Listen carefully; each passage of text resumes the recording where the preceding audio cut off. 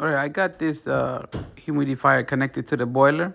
I have this forced air boiler system, but if you look at this pump over here, you know, the water comes down to it, and then the water has to get pumped out to somewhere else.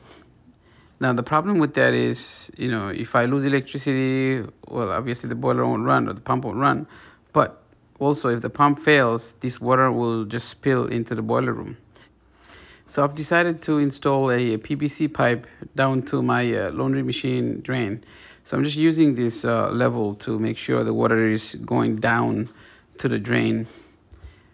As you can see, it's a 1/2 inch PVC pipe. You know, I just put it all together, and that's what it looks like. Now I don't have to worry about the pump not working. The water will just keep on draining. So if you look at the right side of the screen, that's how it used to be, and on the left side of the screen is what I have done. I hope you find this video useful. Thank you for watching. Please don't forget to subscribe, like, and share this video with your family and friends. Thank you.